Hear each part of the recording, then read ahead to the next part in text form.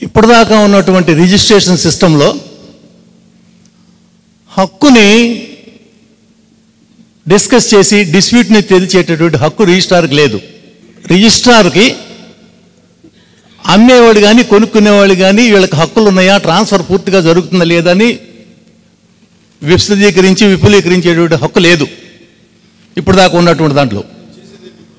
ఇప్పుడు దాన్ని సెటరైట్ చేసి టైటిల్ రిజిస్టర్ అని దీనిలో ఎంటర్ చేసేసి మేము హక్కును కల్పిస్తున్నాము అని చెప్పేసి అనేది ఆబ్జెక్ట్. ఇప్పుడు దాకా రిజిస్టర్ చేసుకుంటున్నారే కానీ ఇందులో డిస్ప్యూట్స్ ఏమన్నా ఉంటే ఆ డిస్ప్యూట్స్ని సెటిల్ చేసే అధికారం రిజిస్ట్రార్కి లేదు. కనుక ఇప్పుడు దాన్ని ఆబ్జెక్ట్స్లో వన్ ఆఫ్ ది ఆబ్జెక్ట్స్ ఈ రిజిస్ట్రేషన్ సిస్టంలో.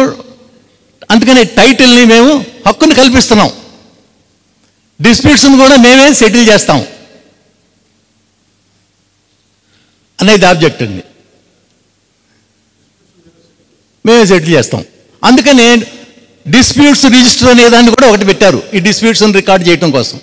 లక్షల రూపాయలు స్టాంప్ డ్యూటీ కట్టి కోట్లు పెట్టి కొనుక్కున్నా కానీ దస్తావేజు ఎందుకు పనికిరాదు వీళ్ళ ముందు. వాళ్ళు రికగ్నైజ్ చేస్తేనే ఈ హక్కు, దాన్ని మనం ఏమైనా చేసుకోగలం. మార్కెటబిలిటీ అనేది అప్పుడే వస్తుంది మనకి. ఎంత ఖర్చు పెట్టి కొనుక్కున్నా వాళ్ళ సర్టిఫికేట్ ఇచ్చి రిజిస్టర్లో నోట్ చేసుకొని ఓకే అని సర్టిఫికేట్ ఇస్తేనే మనకి ఆ ప్రాపర్టీకి మార్కెటబిలిటీ వస్తుంది. అప్పుడు దాకా మనం ఏం చేయలేము, దాన్ని అమ్ముకోవడానికి లేదు. తర్వాత ఇంకొక ఆబ్జెక్ట్ అండి, ఇండియాలో ల్యాండ్ డిస్ప్యూట్స్ ఎక్కువగా ఉన్నాయి, సివిల్ కోర్ట్స్లో డిలే అవుతోంది. ఈ డిస్ప్యూట్స్ లేకుండా సివిల్ కోర్ట్స్లో డిస్ప్యూట్స్ని అవాయిడ్ చేసి భూ బదలాయింపు అనేది తేలిగ్గా జరిగే విధంగా చూడటం అనేది నీతి ఆయోగ్ పంపించిన లక్ష్యం. సివిల్ కోర్ట్స్కి లేదని కాదండి, సివిల్ కోర్ట్స్లో డిలే అవుతుంది. ఈ డిలే అవ్వకుండా డిస్ప్యూట్స్ ఉన్నాయి కనుక భూ బదలాయింపులు డిలే జరుగుతుంది కనుక దాన్ని అవాయిడ్ చేయాలి అనేటటువంటిది దాని వెనకాల ఉద్దేశంగా కనబడుతోంది. కార్పొరేట్ సెక్టార్కి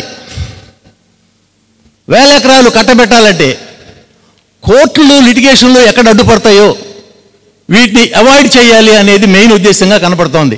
రెండోది, ఇక్కడ ఇందాక ఇన్సిడెంటల్గా టచ్ చేసాం, గవర్నమెంట్ భూమి వాక్ ప్రాపర్టీ అన్నారండి.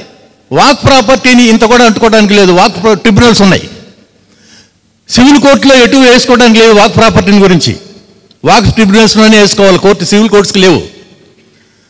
వాక్ ప్రాపర్టీని ఎవరు టచ్ చేయరు కూడా, ప్రభుత్వాలకు కూడా చులకనగా కనపడేది ఏంటంటే ప్రభుత్వ భూములు, పోరంబోక్ ల్యాండ్స్ 1000 ఎకరాలు ఉన్నాయి ప్రతి దేశంలో, ప్రతి రాష్ట్రం కింద. నా ప్రాపర్టీని ఏదైనా కానీ ఈ హక్కుని గురించి మాట్లాడాలని చెప్పేసి నేను రిజిస్టర్ చేసి తెలిస్తే నేను వెంటనే రంగంలోకి వచ్చేసి ఆలస్యంగానైనా సరే ఒక లాయర్ని పెట్టుకోను, లేదో ఒక ఎమ్మెల్యే ద్వారానో దాన్ని ఫైట్ చేస్తాను. ప్రభుత్వ భూమిని ఒక 100 ఎకరాలు నా పేరు మీద రాసేస్తే ప్రభుత్వం వచ్చి మాట్లాడదు, దాన్ని ఫైట్ చేయదు. ఈ 100 ఎకరాలకి ఆ పుస్తకంలో నా పేరున హక్కు రాయబడుద్ది. That is conclusive. వాళ్ళు వాడింది కూడా కంక్లూజివ్ ప్రూఫ్, కంక్లూజివ్నెస్ ఇస్తున్నారు దానికి. అంటే ఇక ఇండియన్ ఎవిడెన్స్ యాక్ట్ ప్రూఫ్ అనేదానికి ఇండియన్ ఎవిడెన్స్ యాక్ట్ తలకాయల పగలు పెట్టుకుని ఇంతవరకు అర్థం కావట్లేదు 50 సంవత్సరాల నుంచి. అటువంటి ఇండియన్ ఎవిడెన్స్ యాక్ట్ని తొంగలో దొక్కారు. నెక్స్ట్ అండి, సక్సెషన్. హిందూ వారసత్వ చట్టం ఉంది మనకి, Hindu succession act, Indian succession act ఉన్నది.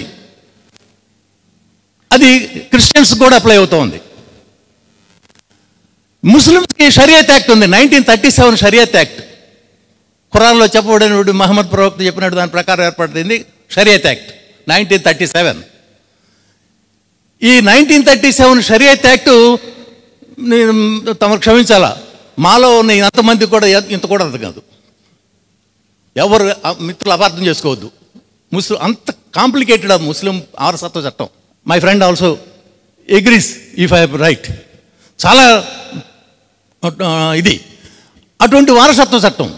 So also is the case with Christian law, so far as వారసత్వం ఇస్ కన్సర్న్. హిందువులా కూడా అలాగే ఉంది వారసత్వంలో. కానీ వీటన్నిటిని కూడా ఇగ్నోర్ చేస్తూ వారసత్వాన్ని వారు నిర్ణయిస్తారట ఈ చట్టంలో. వారు నువ్వు వారసులు అంటే నువ్వు, నేను వారసులు ఉంటానంటే ఈయన వారసులు అంటే ఈయనే. ఈ వారసత్వాన్ని వాళ్ళే నిర్ణయిస్తారు ఈ చట్టం కింద. ఇది ఎటువంటి ప్రమాదాలకు దారితీస్తుంది అనేది ప్రజలకి చెప్పాల్సినటువంటి బాధ్యత మీ బోటి నాయకుల మీదే ఉన్నది. చట్టం అనేది వ్యక్తులకు అప్లై అవుతుందండి, వ్యక్తి రిలీజియన్ బట్టి చట్టం అప్లై అవుతుంది. ముస్లింకి షరియత్ యాక్ట్, దీని ప్రకారం అసలు ఏది లేదు, ఎవరికైనా ఒకటే. దానిలో అసలు దానికి డిస్టింగ్విష్ చేయలేదు.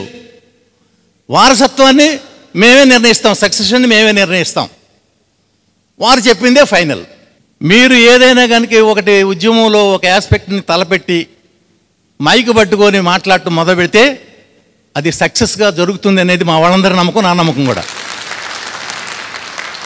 కనుక మీరు కూడా సహృదయంతో ఈ ఆస్పెక్ట్ని కూడా మీరు గట్టిగా మీ హృదయంలోకి తీసుకొని దీన్ని కూడా మీరు ప్రజల్లోకి, మీరు ఒక మాట చెప్తే ప్రజల్లోకి ప్రతిధ్వనిస్తుంది. ప్రజల్లో మాకు నమ్మకం ఉంది, జరుగుతున్నది, చూస్తున్నాం కూడా. కనుక మీ వాయిస్ ద్వారా ఈ చట్టాన్ని రద్దయ్యేంత వరకు కూడా మీరు కూడా మాతో పాటు కలిసి మరి పోరాడతారని చెప్పేసి మేము కోరుకుంటూ సెలవు తీసుకుంటున్నాను.